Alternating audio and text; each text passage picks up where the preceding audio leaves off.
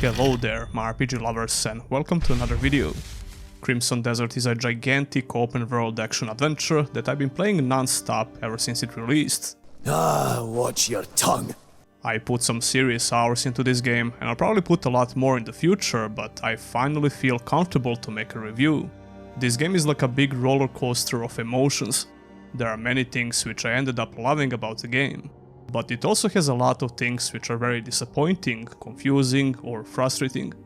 It was the most polarizing AAA game in recent years, judging by the reception it got on release, and I can definitely see why. That being said, the reception of the game has changed quite a bit since it released, after it got updated with some huge patches. However, even though those patches fixed a lot of issues, Crimson Desert has some problems that probably can't be fixed with patches. You're as sharp as ever. On the other side, this is one of the most ambitious open-world games with hundreds of features to play around with. Sometimes it feels like the game is trying to do a bit too much, and it's hard to keep up with everything that's happening. However, a lot of those features end up being almost completely optional, so it's up to the player to choose what they want to engage with. This game was supposed to be an MMO at one point of its development, or at least a multiplayer online game. So I'm guessing the origins of some of these features go back to that original design philosophy, for better and worse. On top of that, Crimson Desert tries to be a storytelling action-adventure, and tries is the key word here. Why would Mother bother with such filth? Even so, the game is not really trying to focus on those storytelling elements, which is obvious from the very beginning of the game. Speaking of which, let's start talking more in depth about the major features of Crimson Desert. I'll get straight to the point. I have a very simple rule for games that I review on the channel. I judge them for what they're trying to do and how well they do it. That's a little bit tricky with Crimson Desert because, like I said, it has so many features on top of each other. The main focus of the game is definitely not the story itself, even though Crimson Desert has a lot of in-game cutscenes. Not that much dialogue though, or any dialogue options as a matter of fact, because the storytelling in this game is very linear and automatic. You move from one NPC to another and those cutscenes happen instantly. Outside of those cutscenes you will interact with NPCs in a more traditional manner, but you never have the option to pick a dialogue decision like in RPGs, for example. That's perfectly fine for an action-adventure, and it would be even better if the story itself was any better. Crimson Desert desperately lacks an overarching plot that would try to grip the player from the early game and at least try to remain interesting until the very end.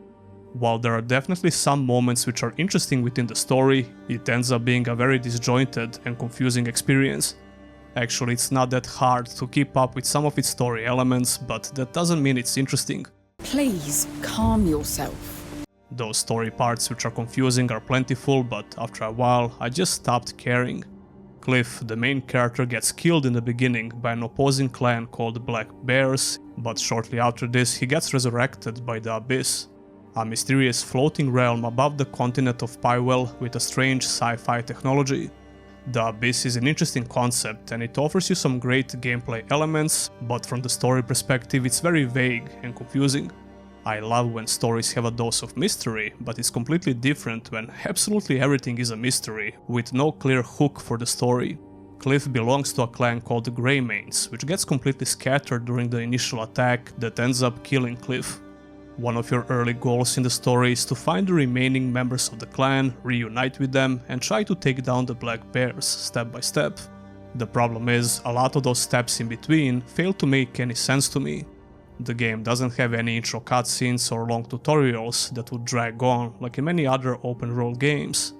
You are free to explore the open world shortly after you begin the new game, which was the first big sign what kind of a game Crimson Desert is trying to be. Or at least it tries to show you that exploration and interacting with the open world is way more important than the story. We deserve a little serenity every now and again. Encouraging the players to explore the open world and play around with its systems, rather than just following the main story blindly, tells you everything you need to know about the game. You're not nice at all. However, that doesn't exactly justify the lack of quality in the story department, but it's very important to understand what Crimson Desert is trying to be. An open-world action-adventure with sandbox elements, pretty much. The first 5 to 10 hours of the story were painfully boring, and I thought it's going to be even worse than the story in Dragon's Dogma 2, which is not something you want to hear. But it's not all doom and gloom. The story gets a bit more interesting when you start gathering your old clan members, and some of those characters have their moments. The dialogue is also not bad, and it can definitely be entertaining from time to time, making the moment-to-moment storytelling somewhat interesting. Or maybe you're just a spineless sack of shit. But without a clear direction for the story, it just ends up feeling very disjointed, like I mentioned before. It's a shame because the potential for a great storytelling was definitely there. The dialogue is very solid and the presentation is even better. You can tell that a lot of effort has been put into each and every one of these little cutscenes.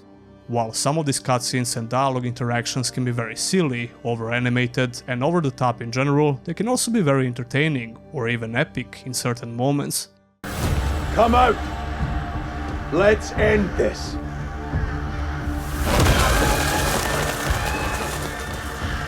Greymane, does this place please you? A lot of these cutscenes are pretty damn good, even if you don't exactly understand what's going on. And if I cared more about the story, I would enjoy these cutscenes a lot more. My favorite cutscenes usually play before or after a huge battle, and there are plenty of those in Crimson Deserts. Huge battles and cutscenes. But after about 30 hours of watching all of these cutscenes, I just started fast forwarding most of them, to be honest.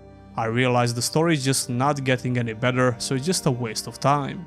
You can't exactly skip them in the game, you can only fast forward, which is an interesting concept because you still get the context you need even if you fast forward. Only later in the game I started paying a bit more attention to the story once again, because like I said, some of these cutscenes were amazing, so I would feel very bad to skip them. And that's the thing, the game has a very good presentation in general. You have something crazy happening all the time, which certainly makes the overall gameplay experience better. The game is not afraid to be very brutal, which makes some of the story moments entertaining and memorable. Not worth listening to your rambling. So it's a shame that Pearl Abyss didn't manage to find a way to make the main story better. I'm afraid they won't be able to fix this with patches unless they decide to overhaul the story completely. The bottom line is, if you're looking for a great storytelling experience, you won't be able to find it in Crimson Desert. Simple as that. Now let's talk about the real meat of the game, which is obviously the gameplay.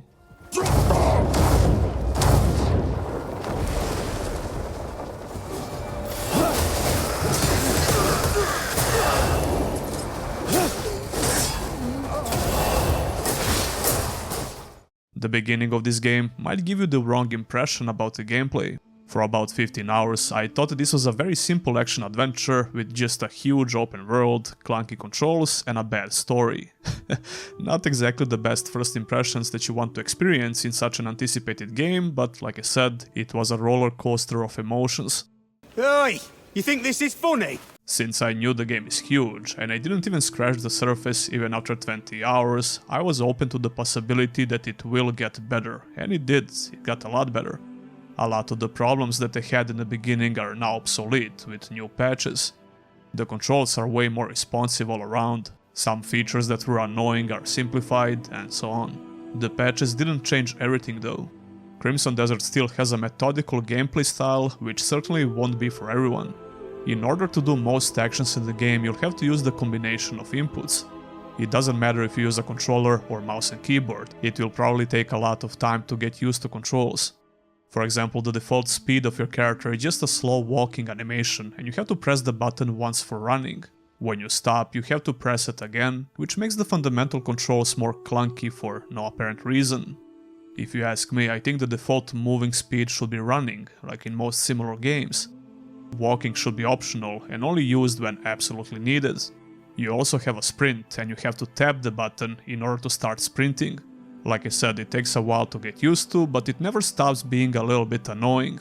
Funny thing about that, a lot of these small gameplay features can be described as such, a little bit annoying.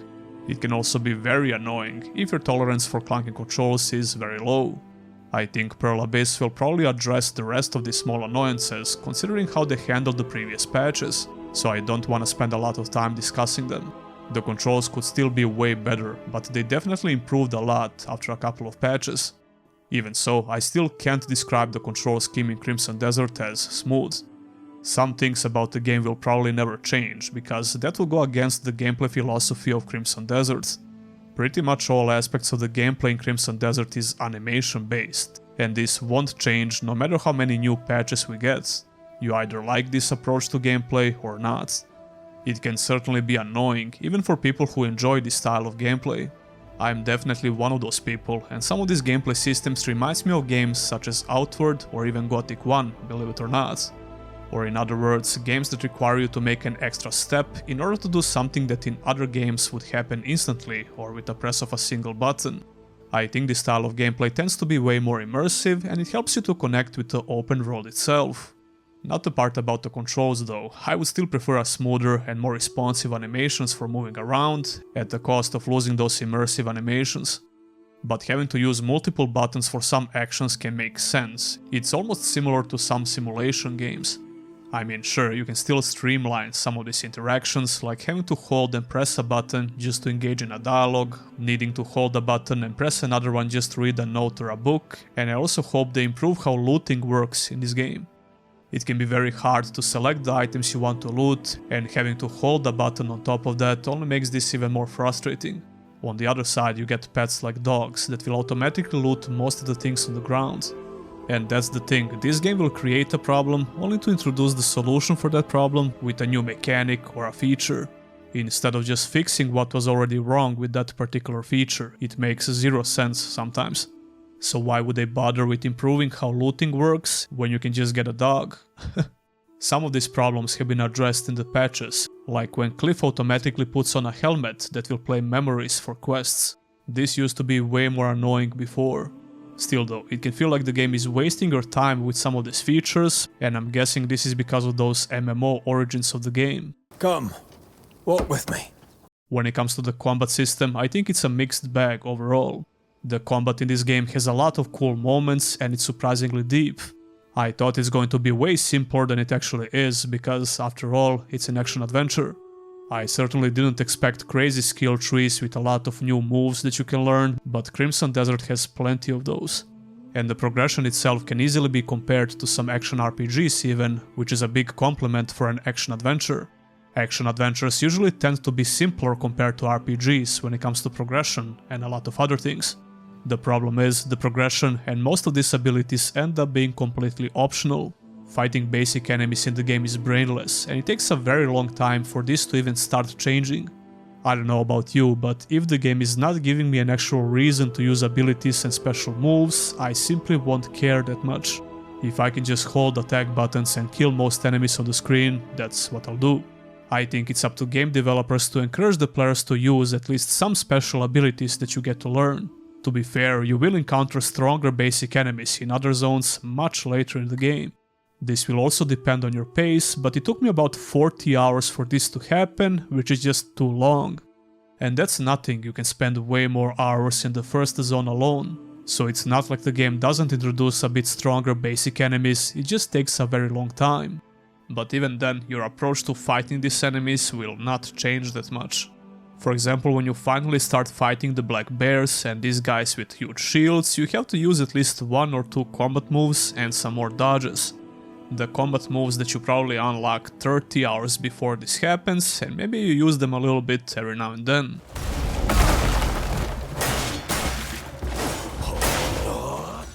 I don't know, maybe you're not going to play the game like me, so you use them all the time, even though you would be way more effective in combat if you just spam your basic attacks.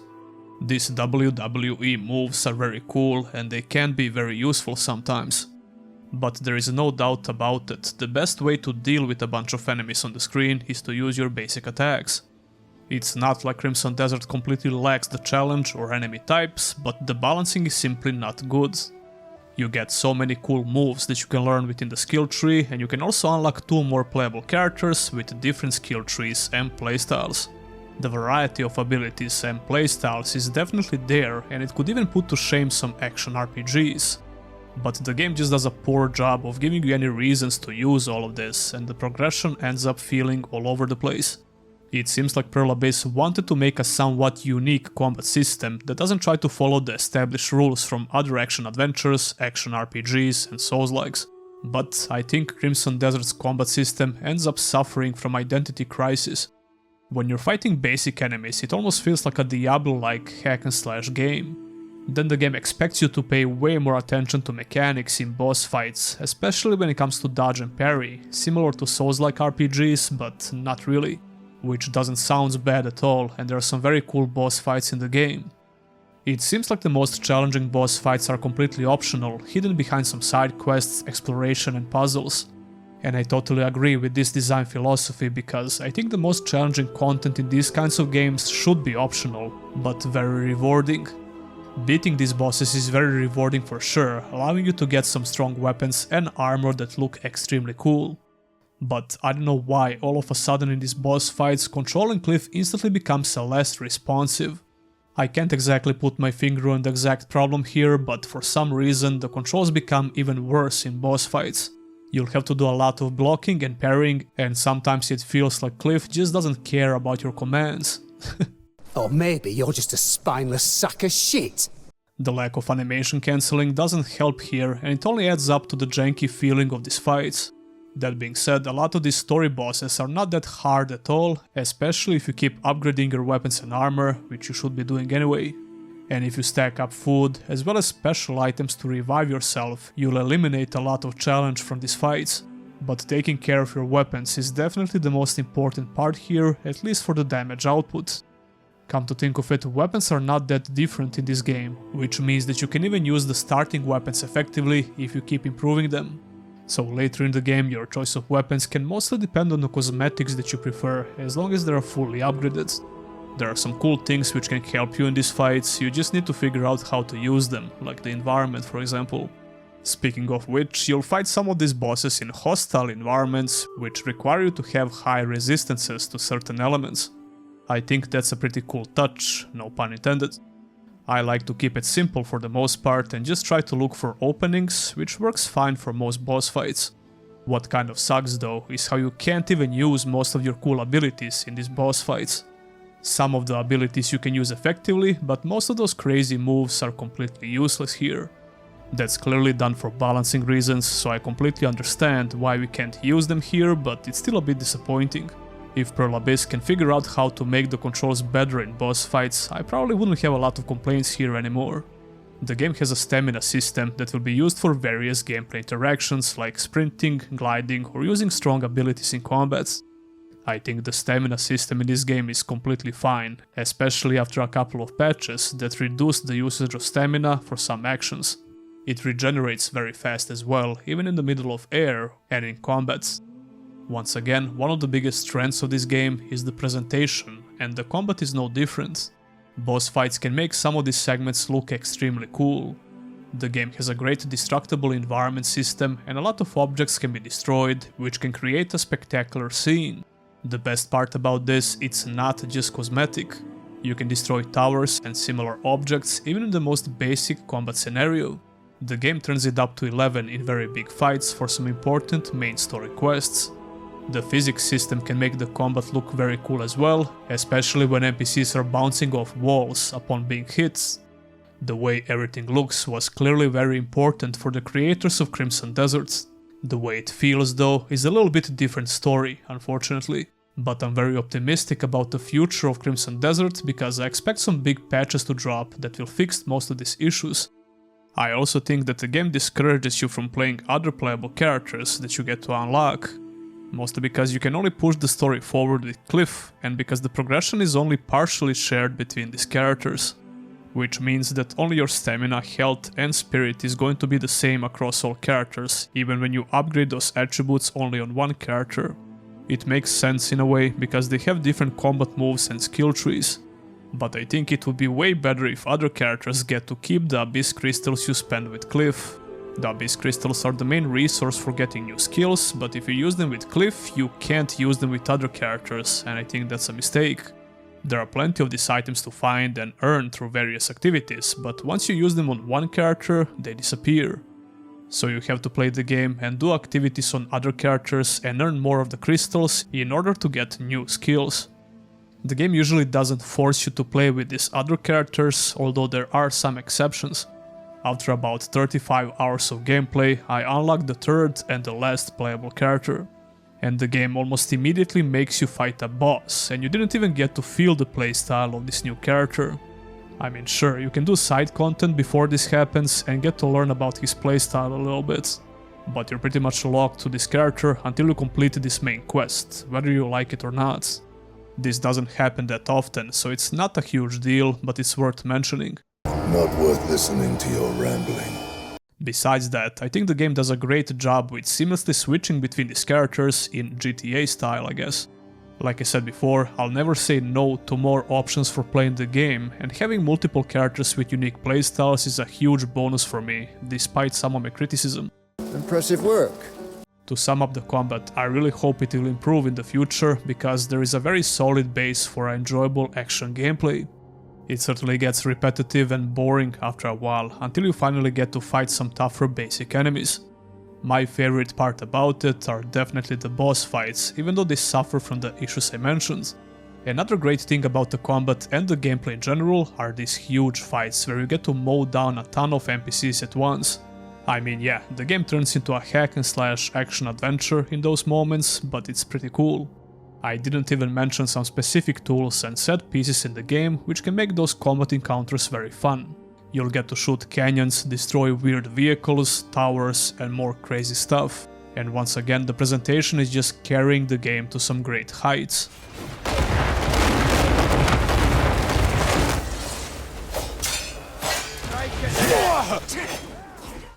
The thing I really like about the core design philosophy of Crimson Desert is the lack of aggressive hand-holding. Mind you, the game still tells you more than enough and guides you quite a bit with quest marks and little hints on the screen. But these interactions are far from being completely streamlined, like in most big AAA games nowadays. Since the game is constantly introducing new features, there is always something new to learn. But if you miss that little hint on the screen, or you don't pay attention to what exactly you should do in certain situations, you can easily get stuck. Whether that's related to solving a puzzle, using an item from the inventory, or doing some random gameplay activity. Even though I love this kind of approach to gameplay, this can create some unnecessary friction. A lot of these features which the game keeps introducing for what it seems like forever are not even essential, like managing your base and clan members, housing, and so on. I spent very little time on these features because I would rather just go explore the map and learn more about the world itself. But you can take a totally different approach to gameplay if you want and get lost within the features I just mentioned. It's all up to you how you're going to play this game and which features you're going to focus on. You will still have to push the main story forward in order to unlock most of these features. The sheer amount of features can definitely be overwhelming, and not everyone will like all of these gameplay systems. And like I mentioned before, sometimes it definitely feels like the game is wasting your time. But I think that's the beauty of the gameplay in Crimson Desert, in a way. If you end up liking the gameplay in general, you will probably want to engage with most of its gameplay systems anyway.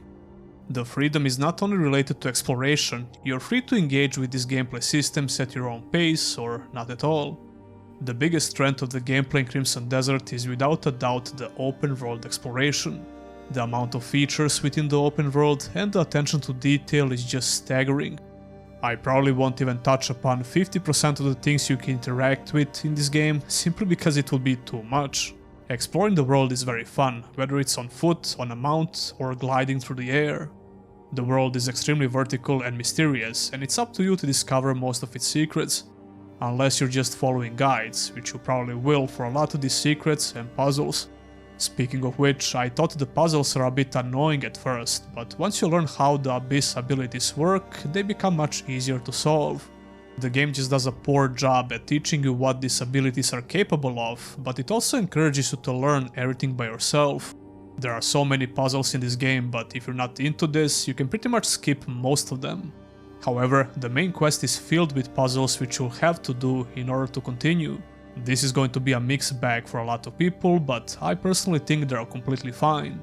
I mean, if you're going to include puzzles in your game, I prefer them to be more challenging than brain dead, like in most similar games. Looking at you, Skyrim. I love how the open world rewards you for just being curious. For example, you can get a great item by just entering a house through a window, opening a chest, discovering a cave, and so on. A lot of doors are locked in the game and you simply need to buy or find some basic keys to open them. The majority of houses and buildings can be entered in the game. There are plenty of big and small populated places. There are plenty of NPCs as well that are doing something, but Crimson Desert doesn't have a sophisticated NPC AI system. For example, there are no NPC schedules that would send NPCs to work, sleep, or some other daily activity. It's way simpler than that, but it's still not bad, I would say. A lot of NPCs are moving around and doing something throughout the whole world. That's one of the reasons why I think the world feels alive and immersive, but I would love to see a deeper NPC AI system. Although that wouldn't be fair to expect from an action-adventure, it's usually what we can find in RPGs, at least some of them. The side content in this game is plentiful, and I like the faction system a lot in this game. There are various factions that you can work with by doing some simple quests, which usually involves you killing someone. By doing these faction quests, you will earn special currency that you can spend by visiting a faction vendor. You will also stumble upon a lot of side quests by just exploring the world, or some special events that will draw your attention. The customization in this game is way deeper than I thought. You can equip various items on your character and switch between them by using a quick menu system. I wish we have the option to unequip shields and lanterns though, just for cosmetic reasons. Speaking of lanterns, this is a very important item while exploring the world. You'll discover various past memories that can only be shown by using the lantern. This can make the environmental storytelling very interesting sometimes. Voice not such feeble doubts. The child now basks in eternal life. Rejoice together. The menu is a little bit chaotic and it can definitely be confusing, but after about 80 hours I think I got used to it. Upgrading your items is done by using the services from the smith and gathering resources throughout the world. You'll have to keep your eye on the mining spots and do some hunting for animal parts. I think this part of the game can be very enjoyable and relaxing. I had some very long play sessions where I just did some mining and gathering, and there is even farming and housing that I mentioned before. The game is just crazy with all of these different features, and it's close to being a fantasy medieval simulation game. I'm not even kidding. I had some bad things to say about the character progression, but the visual progression is just amazing. You'll pick up these extremely cool looking armor sets while exploring the world and killing bosses. The open world exploration in Crimson Desert is just an amazing experience overall. I love open worlds and I will continue playing this game until I get to see everything it has to offer, or at least close to everything. Let's end it for real this time! I also have to mention the music in the game, which is usually very subtle but very good.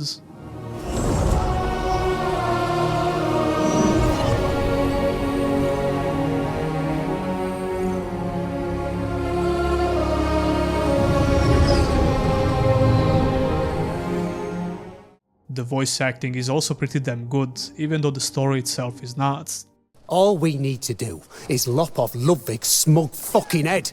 Simple as that. I'm sure it's simple, but still, we ought to be patient. The visuals of the game are great for the most part, but the game can also look very muddy for me. Using upscalers seem to cause these issues, even though Pearl Abyss just released a patch which improves the visuals when using upscaling techniques like DLSS. My game can still look pretty bad at night because of this, but I can run the game without upscaling if I reduce the resolution to 1080p. I played it on high, with some ultra settings on 2K resolution, but I had to use DLSS quality preset for a stable frame rate.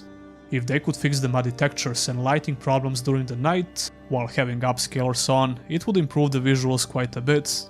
You can check out my full PC build on the screen. Overall, Crimson Desert looks pretty damn good, and it has a lot of impressive visual details. A pointed remark indeed. We could sit here all day and discuss various features and mechanics of this game, and this video will probably be around 5 hours. But I think I covered everything I wanted to talk about for this review. Tell me your opinion about Crimson Desert in the comments below, and do you agree or disagree with me? Don't forget to like the video and subscribe for more content like this. And if you want to go a step further, consider supporting your boy by becoming a YouTube channel member or a Patreon. Huge thanks to all my current supporters, and I'll see ya in the next one.